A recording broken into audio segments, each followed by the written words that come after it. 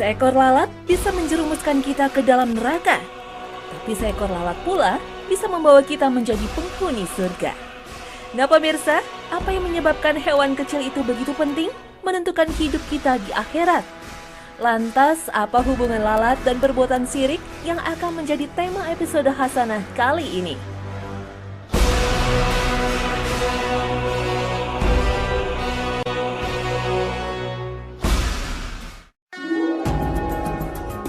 Assalamualaikum warahmatullahi wabarakatuh. Selamat pagi pemirsa Trans7.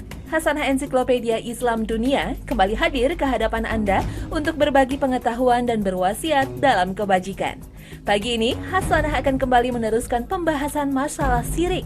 Kemarin kita baru membahas syirik besar. Nah sekarang kita bahas syirik kecil.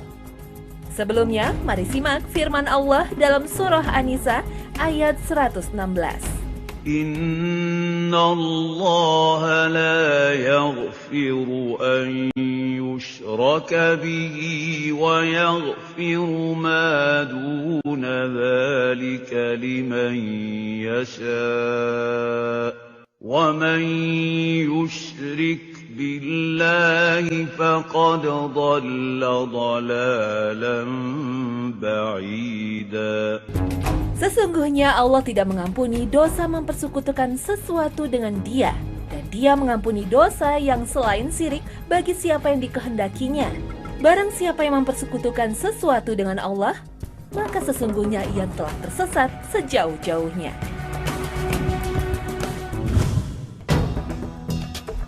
Sekedar mengingatkan, syirik adalah perbuatan manusia yang menyamakan makhluk dengan Allah dalam persoalan yang merupakan kekhususan Allah. Seperti berdoa kepada selain Allah, ataupun meminta keselamatan kepada selain Allah. Selain itu, syirik juga memalingkan suatu bentuk ibadah berkurban, bernazar, berdoa, dan sebagainya ditujukan kepada selain Allah. Nah, dari segi kadar perbuatan syirik ada dua macam. Syirik besar atau syirik akbar, dan syirik kecil atau syirik asghar. Syirik besar membuat pelaku keluar dari Islam dan terancam kekal di dalam neraka. Sedangkan syirik kecil tidak mengeluarkan pelaku dari agama Islam.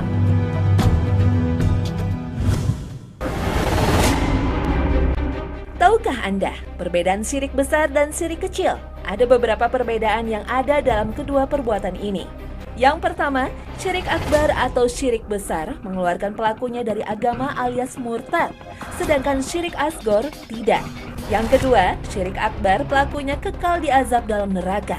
Sedangkan pelaku syirik asghar tidak kekal apabila diazab di dalam neraka. Jika dia masuk ke dalam neraka, maka dia disiksa sesuai dengan kadar dosanya. Setelah itu, dimasukkan ke dalam surga.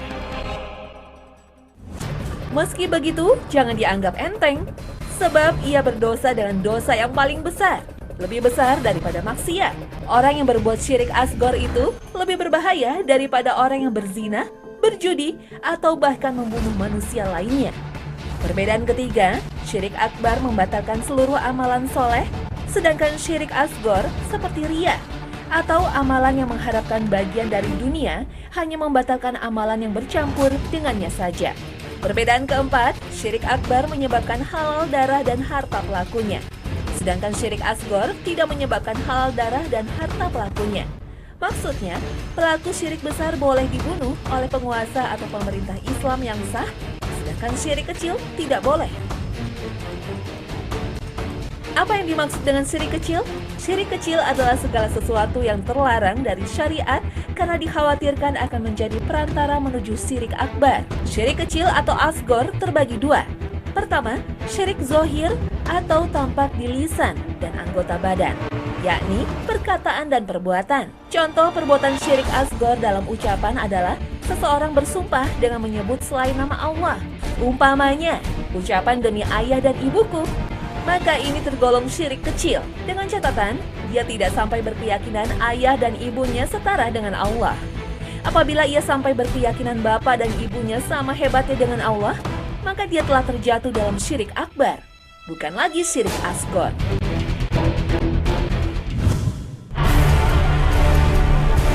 Bagaimana dengan contoh perbuatan syirik kecil dalam perbuatan manusia? Kita lihat misalnya seseorang yang terhindar dari sebuah musibah marah bahaya. Tetapi ia yakin yang menyelamatkan dari musibah tersebut adalah jimat yang dikenakannya, bukan Allah yang melindunginya.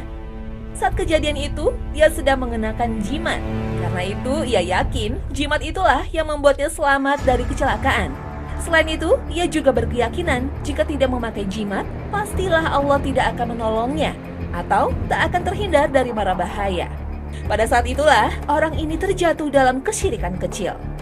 Sebaliknya, apabila dia berkeyakinan 100% selamat musibah disebabkan jimat-jimat yang dia kenakan, ditambah dia meyakini bahwasannya jimat-jimat itu dengan sendirinya memiliki kemampuan untuk menghindarkan dia dari musibah, maka dalam keadaan seperti ini, dia telah terjatuh dalam syirik akbar.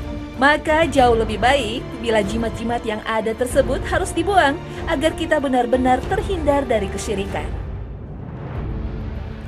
Sekarang syirik kecil yang kedua, yakni syirik khafi atau tersembunyi. Syirik ini ada dalam tujuan dan niat sebuah ibadah. Contoh perbuatan syirik asgor yang masuk kategori khafi adalah seseorang yang melakukan amalan sholat dengan niat mendapatkan pujian orang lain, bukan berharap pahala dari Allah. Contoh lain, seseorang berinfak bukan untuk mendekatkan diri kepada Allah, tetapi dia menginginkan pujian manusia. Dia berharap dipuji sebagai orang yang gemar beramal. Dalilnya adalah firman Allah Ta'ala dalam surah Al-Kahfi ayat 110. Barang siapa mengharapkan perjumpaan dengan Rabb-nya, maka hendaklah ia mengerjakan amal yang saleh dan janganlah ia mempersekutukan seorang pun dalam beribadah kepada Rabb-nya. Perbuatan syirik kecil kategori ini merupakan bentuk syirik yang tersembunyi yang sangat dikhawatirkan oleh Rasulullah SAW menimpa para sahabat beliau. Bila para sahabat saja masih dikhawatirkan akan tertimpa syirik kecil, maka bagaimana dengan kita semua yang sangat jauh keimanannya dibandingkan mereka? Karena itu, sudah selayaknya kita lebih takut jika hal ini menimpa kita semua. Bagaimana agar terhindar dari perbuatan syirik yang tersembunyi ini? Di antara caranya adalah dengan berdoa agar terlindung dari syirik, baik syirik yang kita ketahui maupun yang kita tidak sadari. Selain itu, kita senantiasa memperbaiki niat dan keikhlasan kita dalam setiap amal perbuatan yang kita lakukan, baik saat akan beramal maupun setelah beramal. Selain itu, kita harus sadari bahwa hanya Allah lah yang paling berhak mendapatkan segala bentuk peribadatan, bukan yang lain. Sedangkan manusia sama sekali tidak berhak, mereka semua sama sebagai hamba di hadapan Allah. Maka janganlah sekali-kali kita mencari muka dan pujian di hadapan manusia dalam ibadah yang kita lakukan. Jika manusia saja tidak berhak, apalagi makhluk halus, jin, ataupun ruh orang yang telah meninggal. Mereka tidak memberi manfaat untuk manusia.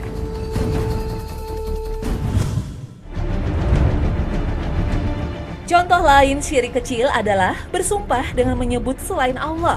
Seringkali kita melihat orang bersumpah atas nama bapak atau ibunya, atau bersumpah atas nama yang lain selain Allah. Maka semuanya termasuk syirik kecil. Nabi Muhammad SAW memberi wejangan yang sangat jelas. Rasulullah SAW menyebut perbuatan seperti itu termasuk kekufuran atau kesyirikan. Rasulullah SAW bersabda, "Barang siapa yang bersumpah dengan selain Allah, maka sungguh dia telah kafir atau telah syirik."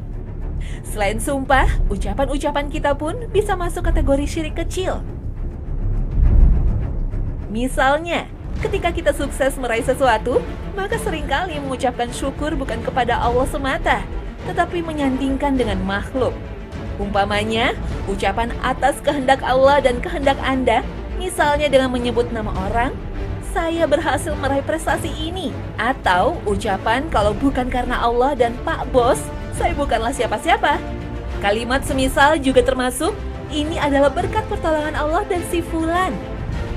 Kalimat-kalimat semisal itu yang dengan sengaja mensejajarkan antara Allah dan manusia, semua termasuk kesyirikan.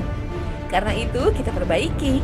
Yang benar dari ucapan di atas adalah atas kehendak Allah kemudian kehendak Anda, maka saya bisa meraih prestasi ini. Atau kalau bukan karena Allah kemudian karena Anda, atau berkat pertolongan Allah kemudian pertolongan Anda. Demikian seterusnya. Maksudnya Allah dikedepankan dan ditonjolkan dan bukan disejajarkan dengan manusia. Rasulullah SAW telah bersabda, Janganlah kalian semua mengucapkan atas kehendak Allah dan kehendak fulan, tetapi katakanlah atas kehendak Allah, kemudian atas kehendak fulan. Hadis riwayat Ahmad dan Abu Daud dan merupakan hadis sahih. Dengan ucapan ini, maka kita terhindar dari kesyirikan. Lebih lagi, kita sekaligus tidak melupakan ucapan terima kasih atas jasa atau bantuan yang diberikan oleh orang lain. Dengan kalimat itu, dua tujuan dapat tercapai sekaligus. Bagaimana bila diucapkan hanya untuk manusia? Jelas termasuk kesyirikan. Misalnya kalimat, apa yang saya raih selama ini semua berkat kerja keras saya dan tim. Lalu peran Allah di mana? Jelas ucapan seperti itu adalah keliru. Mestinya kita ucapkan, apa yang saya raih selama ini berkat pertolongan Allah dan kerja keras saya dan tim.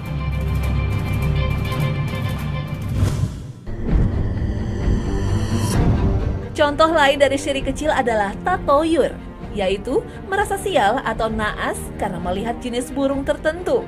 Termasuk tatoyur adalah percaya ada angka-angka membawa sial. Misalnya, ada orang yang percaya angka 4 dan 13 sebagai angka sial, dan sangat yakin angka 9 sebagai angka keberuntungan. Ada juga yang percaya nomor-nomor keberuntungan, baik untuk nomor rumah, nomor telepon, ataupun nomor mobil, semua itu termasuk tatoyur. Begitu pula mereka meyakini hari dan tanggal tertentu sebagai tanggal atau hari sial ataupun tanggal dan hari keberuntungan. Rasulullah SAW telah bersabda dari Ibnu Mas'ud secara marfu, tiaroh adalah syirik, tiaroh adalah syirik, dan tidak ada seorang pun dari kita kecuali terbesit dalam dirinya sesuatu dari hal itu. Akan tetapi Allah Azza wa Jalla menghilangkannya dengan tawakal. Hadis riwayat Abu Daud dan At-Tirmizi.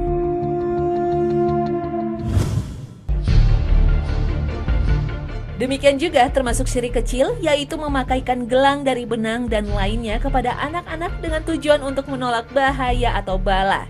Ada juga yang menggantungkan jimat tertentu untuk mencegah pengaruh lain atau untuk mendatangkan keberuntungan. Semua sama saja termasuk syirik kecil. Mengapa termasuk kesyirikan? Tidak lain karena perbuatan tersebut mengotori tawakal kita kepada Allah. Di samping itu juga mencemari tauhid kita kepada Allah. Rasulullah SAW telah bersabda tentang orang yang memakai jimat. Barang siapa yang menggantungkan jimat, maka dia telah syirik. Hadis riwayat Ahmad. Khusus dengan jimat ini, maka kita perlu lebih hati-hati lagi. Memakai jimat termasuk dalam kategori syirik kecil jika pemakainya berkeyakinan bahwa jimat itu hanya merupakan sebab atau sarana saja. Adapun jika ia meyakini dan menggantungkan diri secara mutlak dan berkeyakinan bahwa jimat tersebutlah yang dapat memberikan perlindungan, maka orang tersebut telah jatuh kepada syirik besar. Nauzubillah min zalik. Dan sekali lagi, pelaku syirik besar, dia terancam kekal di dalam neraka. Demikianlah, kita sekarang sudah mengetahui bentuk-bentuk kesyirikan. Semuanya termasuk dosa besar. Jadi, selayaknya kita menyikapi dosa, janganlah kita melihat besar kecilnya dosa. Jangan kita memandang apakah ini syirik besar atau syirik kecil. Tetapi lihatlah kepada siapa kita sedang bermaksiat. Jika kita bermaksiat kepada Allah, maka sadarlah ini adalah dosa yang sangat berbahaya. Dengan kesadaran seperti ini, maka insya Allah kita akan senantiasa waspada dan berhati-hati. Kita juga senantiasa merasa dalam pengawasan Allah Subhanahu wa Ta'ala. Lantas, kita berharap akan hilang dari diri kita sikap meremehkan dosa. Jika kita sudah berani meremehkan dosa, maka berhati-hatilah karena ini merupakan indikasi seorang fajir, yakni orang yang tidak takut dosa. Ibnu Mas'ud radhiyallahu anhu pernah berkata, seorang mukmin melihat suatu dosa seakan-akan dia duduk di bawah gunung dan takut jika gunung itu menimpanya. Beliau melanjutkan, adapun orang fajir, maka ia memandang dosa bagaikan lalat yang hinggap di hidungnya. Lalu beliau berisyarat begini, yakni menggerakkan tangannya di depan hidung untuk mengusir lalat. Ini merupakan isyarat bahwa ia meremehkan dosa, sebagaimana ia meremehkan seekor lalat yang terbang di hadapan hidungnya.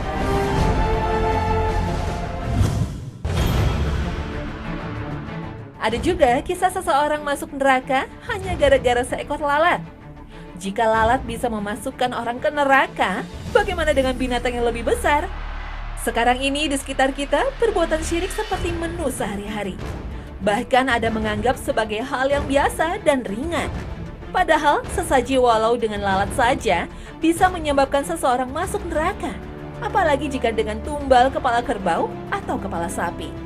Dari Thariq bin Syihab, beliau menceritakan bahwa Rasulullah SAW pernah bersabda, ada seorang lelaki yang masuk surga gara-gara seekor lalat, dan ada pula lelaki lain yang masuk neraka gara-gara lalat.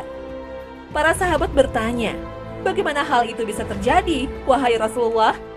Beliau menjawab, ada dua orang lelaki yang melewati suatu kaum yang memiliki berhala.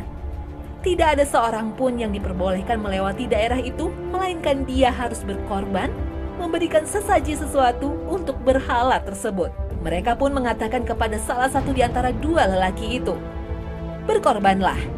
Ia pun menjawab, aku tidak punya apa-apa untuk dikorbankan. Mereka mengatakan, berkorbanlah, walaupun hanya dengan seekor lalat. Lelaki pertama pun berkorban dengan seekor lalat, hingga mereka pun memperbolehkan dia untuk lewat dan meneruskan perjalanan. Karena sebab itulah, ia masuk neraka. Mereka juga memerintahkan kepada orang yang kedua, berkorbanlah. Ia menjawab, tidak pantas bagiku berkorban untuk sesuatu selain Allah Azza wa Jalla. Akhirnya, mereka pun memenggal lehernya. Karena itulah orang kedua ini masuk surga. Hadis riwayat Imam Ahmad. Nah pemirsa, jangan menganggap enteng perbuatan syirik. Kita memohon kepada Allah agar Dia menjadikan kita semua sebagai hamba-hambanya yang bertakwa dan selalu memelihara diri dari dosa, lebih-lebih dosa syirik baik besar maupun kecil. Kita berharap agar jangan sampai terperosok pada tipu daya setan. Allah berfirman, أَفَمَنْ هُوَ قَائِمٌ عَلَى كُلِّ نَفْسٍ بِمَا كَسَبَتْ وَجَعَلُوا لِلَّهِ شُرَكَاءَ قُلْ سَمُّوهُمْ أَمْ تُنَبِّئُونَهُ بِمَا لَا يَعْلَمُ فِي الْأَرْضِ أَمْ بِظَاهِرٍ مِّنَ الْقَوْلِ بَلْ زُيِّنَ لِلَّذِينَ كَفَرُوا مَكْرُهُمْ وَصُدُّوا عَنِ السَّبِيلِ وَمَن يُضْلِلِ اللَّهُ فَمَا لَهُ مِنْ هَادٍ. Sebenarnya orang-orang kafir itu dijadikan oleh setan memandang baik tipu daya mereka dan dihalanginya dari jalan yang benar. Dan barang siapa yang disesatkan Allah, maka baginya tak ada seorang pun yang akan memberi petunjuk. Al-Quran Surat Ar-Ra'd ayat 33. Agar kita terhindar dari perbuatan syirik, maka kita sedikit rinci lagi. Syirik menurut kadarnya perbuatan terbagi menjadi syirik besar dan syirik kecil. Sedangkan syirik akbar itu ada syirik dalam berdoa, yakni merendahkan diri kepada selain Allah dengan tujuan untuk meminta dan berharap kepada selain Allah.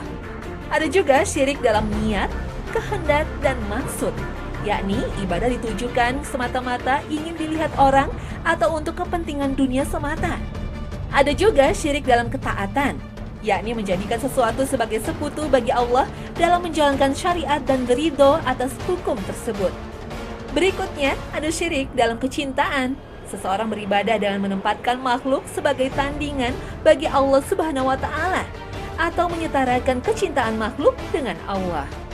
Dari segi kadar perbuatannya, ada juga yang disebut syirik khafi atau tersembunyi, yaitu seorang beramal dikarenakan keberadaan orang lain, termasuk riya. Sedangkan syirik menurut letak terjadinya ada beberapa jenis. Pertama, syirik i'tiqadi. Syirik yang berupa keyakinan, misalnya meyakini bahwa Allah Subhanahu wa Ta'ala yang telah menciptakan kita dan memberi rizki pada kita. Di sisi lain juga percaya bahwa dukun bisa mengubah takdir yang telah digariskan kepada kita. Hal ini termasuk syirik akbar yang mengeluarkan pelakunya dari agama Islam. Syirik berdasarkan letak terjadinya ada yang disebut syirik amali, yaitu setiap amalan fisik yang dinilai oleh syariat Islam sebagai sebuah kesyirikan. Seperti menyembelih atau berkorban binatang untuk selain Allah. Begitu juga orang bernazar untuk selain Allah. Yang ketiga, berdasarkan letak perbuatan syirik. Ada yang disebut dengan syirik lafzi. Syirik lafzi adalah setiap lafaz atau ucapan yang dihukumi oleh syariat Islam sebagai sebuah kesyirikan. Umpamanya, bersumpah dengan selain nama Allah, seperti perkataan sebagian orang, "Penolongku itu Allah dan engkau," dan "Aku bertawakal kepadamu." Kalau bukan karena Allah dan si fulan, maka akan begini dan begitu. Mestinya diucapkan dengan kata sambung kemudian, bukan dan, untuk memisahkan antara Allah dan Allah. Syirik memang perbuatan dosa manusia sejak zaman Nabi Nuh. Tidak heran bila sekali berNabi Ibrahim saja memohon agar keturunannya terhindar dari perbuatan syirik. Nabi Ibrahim alaihissalam meminta perlindungan kepada Allah dari kemusyrikan. Beliau berkata, "Dan jauhkanlah aku dan anak cucuku dari menyembah berhala-berhala." Al-Quran Surat Ibrahim ayat 35. Anak cucu Nabi Ibrahim alaihissalam adalah para nabi dan rasul. Karena itulah Nabi Ibrahim disebut bapak para nabi. Apabila Nabi Muhammad SAW dan Nabi Ibrahim meminta perlindungan kepada Allah dari perbuatan syirik, dan mereka berdua khawatir melakukan perbuatan itu, maka bagaimana dengan orang-orang yang lain, termasuk kita? Jangan sampai kita terjatuh dalam kesyirikan dalam bentuk apapun dan cara bagaimanapun. Inilah doa agar kita terhindar dari syirik. Ya Allah, sesungguhnya aku berlindung kepadamu, agar tidak menyekutukan kepadamu, sedang aku mengetahuinya, dan minta ampun terhadap apa yang tidak aku ketahui.